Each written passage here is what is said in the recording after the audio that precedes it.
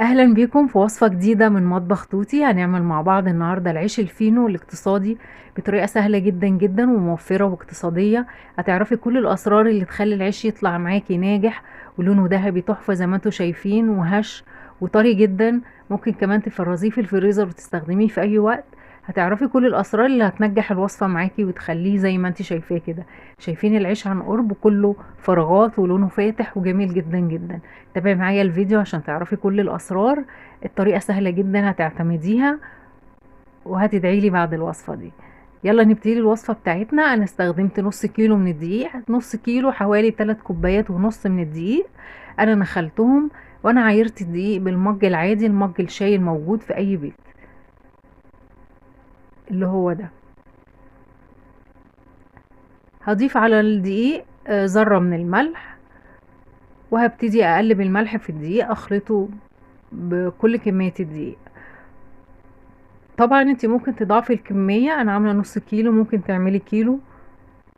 لو عايزة تضاعفي الكمية طبعا هتضاعفي كمان المقادير. هضيف معلقة كبيرة من السكر، سكر حبيبات مش سكر بودرة. وهضيف كمان معلقة كبيرة من الخميرة الفورية، وممكن تستبدلي الخميرة الفورية بالخميرة البيرة، الخميرة اللي هي بتتباع في الأفران. هضيف كوباية ونص من المية، بس انا هضيف اول كوباية وابتدي اضيف النص الباقي من المية بالتدريج. هضيف 3 معالق من الزيت، هو اللي باين هنا في التصوير 2 لكن هما 3 معالق، في معلقة اتحذفت وانا بصور. المحسن بقى اللي انا هعمله ده اول سر من اسرار نجاح الوصفة: معلقة كبيرة من الخل عليها مع نص معلقة صغيرة من البيكنج باودر. زي ما انتوا شايفين التفاعل ده كده، الفوم اللي طالع ده هو ده اللي هينجح لي وصفة العيش، وهيخليه يبقى خفيف ومفرغ من جوه زي اللي بتشتريه من الافران بالظبط.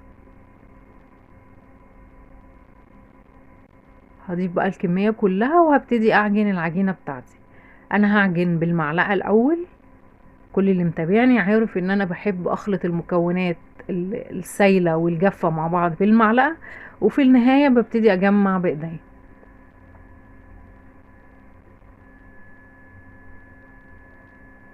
هبتدي اخد كده دقيق من حرف الطبق وابتدي اجمع بالمعلقة لحد ما العجينة اتجمعت معايا زي ما انتوا شايفين. هبتدي بعد كده اعجن بقى بايديا علشان العجينة تختلط ببعض كويس جدا، وانا عايزة العجينة كمان تبقى ناعمة. هو لو عندك طبق كبير شوية ممكن تعجني العجينة كلها بالمعلقة عادي، بس انا بحب ملمس العجين في ايديا. انا بحب العجن والخبيز جدا جدا. اللي زي يقولي، يعني انا في الشتاء دايما بحب اعمل مخبوزات وبسكوت وحاجات كده. أه بحب انا بحب المطبخ وبحب العجن والخبز جدا كمان. بحس ان ريحة الخبز في البيت ريحة خير كده وبركة، ريحة جميلة قوي انا بحبها. هضيف بقى معلقتين كبار من الزيت على العجينة بتاعتي عشان ألم العجينة. معلقتين الزيت هيخلوا العجينة تفك من الطبق وما تلزقش في ايديا وانا بعجن، وهتساعد كمان ان العجينة تلمع وتبقى ناعمة في نفس الوقت كمان. شايفين الزيت بيجمع العجينة معايا بكل سهولة ازاي. انا عايزة العجينة بتاعتي تبقى طرية شوية، ما تبقاش قاسية، علشان لما العجينة هتبقى طرية ده هيساعد ان العيش من جوه يبقى خفيف ويبقى هش. لكن لو العجينة قاسية معاكي العيش هيبقى جامد كده ومش هيبقى حلو زي اللي انت بتشتريه. شايفين معلقة الزيت خلت العجينة تفك من الطبق وتفك كمان من ايديا. اعجنيها بقى كويس جدا لحد ما تنعم تماما. وبعد كده هسوي السطح بتاعها وهحطها في مكان دافي علشان اخمرها. هي اخدت حوالي تلت ساعة تخمير لان المطبخ عندي كان حر جدا. ده شكلها بعد التخمير زي ما انتوا شايفين كده، حجمها اتضاعف. هبتدي بقى اقطعها. هنا انا قسمتها على 2، وكل نص هعمله رول كده وابتدي اقطعه بحجم الرغيف اللي انا عايزاه. عايزه الحجم كبير، عايزاه صغير، عايزاه ميني، قطعي طبعا زي ما انت عايزه. دي اسهل طريقه للتقطيع العجين، بتخلي العجين متساوي، بيبقى قدامك كده بمجرد النظر. بتقطعي قطع متساويه وبعد كده بتبتدي تجمعيها بايديكي. باخد كده اطراف العجينه المها جواها وابرمها على ايديا لحد ما اشكل كوره زي ما انتوا شايفين كده.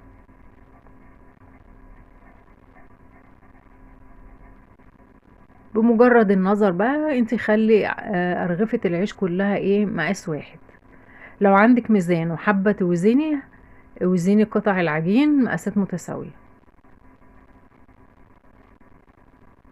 العجينة ناجحة جدا وهشة وطرية، حتى ملمسها باين قبل ما تستوي، وانا بمسكها كده العجينة باينة انها مظبوطة.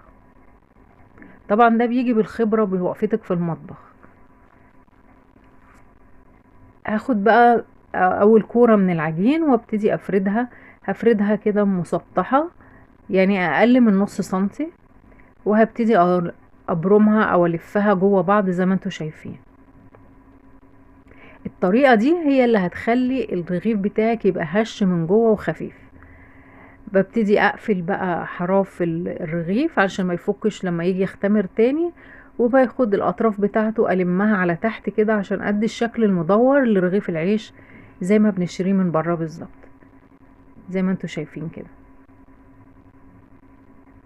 طريقة لف العيش هي دي اللي بتساعده انه لما يختمر يبقى من جوه مفرغ وخفيف. العجينة زي ما انتوا شايفين كده الدقيق نوعه حلو، بتتفرد معايا بكل سهولة. هنا لو اتقطعت معاكي عادي مفيش مشكلة، هي كده كده هتتلف وهتتدارى جوه بعضها. بس اهم حاجة يعني تقفلي كده قفلة العجين تقفليها كويس علشان وقت الخبز او التخمير تاني ما يفكش معاكي، يبقى شكل الرغيف حلو. بتساوي بقى الرغيف على قد ما تقدري، وحاولي كمان تخلي الأرغفة طول واحد ومقاس واحد عشان يبقى شكلهم حلو كده لما يتخبزوا. لو انتي هنا لسه متابعة الفيديو معايا، اعملي لايك للفيديو وشيريه عشان الكل يستفيد، ودعميني بالاشتراك في المطبخ مطبخ توتي، وفعلي الجرس على كلمة الكل عشان يوصلك كل اشعار جديد بكل وصفة جديدة انا بعملها في مطبخ توتي. انا كنت بشوف الكاميرا شغالة ولا لا، كنت حاسة انها واقفة.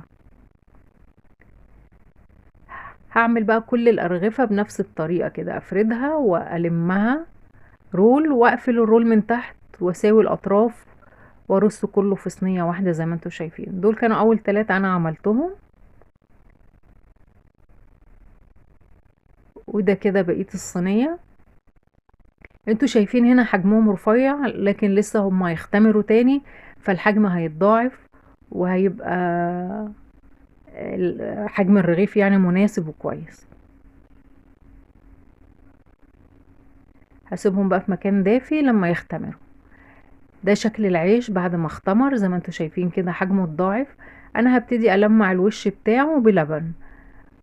حابة تضيفي صفار بيض عليه نسكافيه او بيض عليه نسكافيه، او لبن بودرة عليه شوية مية صغيرين، او ما عندكيش كل الحاجات دي وما عندكيش كمان لبن زي ما انا بعمل كده، ممكن شوية مية عليهم معلقة سكر هيدوكوا برضو لون ذهبي ولون جميل جدا وقت التحمير. اي حاجة متوفرة عندك استخدميها، ما توقفيش الوصفة على حاجة.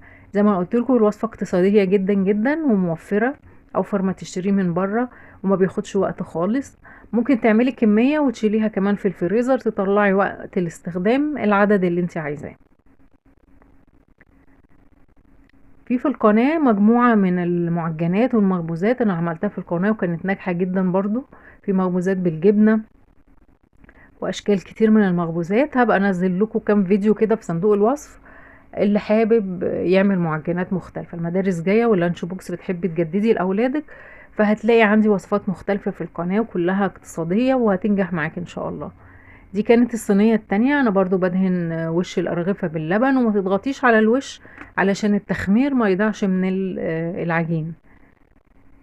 وده كده شكله بعد التسوية، اخد لون ذهبي جميل من فوق ازاي من اللبن اللي انا حطيته. شايفين العجينة طرية جدا، اخد لون ذهبي جميل من تحت. الوصفة ناجحة جدا، اتمنى تجربوها وتكتبولي في التعليقات، واللي يجربها وتنجح معاه يدعيلي دعوة حلوة. وصفة فعلا تستحق التجربة. يعني هي مية دقيق مية ودقيق، انت عملتي شوية عيش حلوين جدا، ولو اشتريتيهم من بره الرغيف اقل من ده في الوزن وفي الحجم وسعره 2 جنيه، انت بتعملي الرغيف بمقام 2 من اللي انت بتشتريه من بره. عايزة اوريهولكم من جوه كمان، شايفين هش جدا مفرغ ازاي. اتمنى وصفة النهاردة تكون عجبتكم وتنفذوها. ما تنسوش تعملوا لايك للفيديو وتشيروه عشان الكل يستفيد، ودعموني في مطبخي مطبخ توتي بالاشتراك وتفعيل الجرس على كلمة الكل عشان يوصل لكم كل اشعار جديد بكل وصفة جديدة بعملها في مطبخ توتي. قبل ما امشي عايزة اقول لكم في فيديو مشروبات حلو جدا جدا للحر والصيف، هسيب لكم رابط الفيديو في صندوق الوصف. باي باي.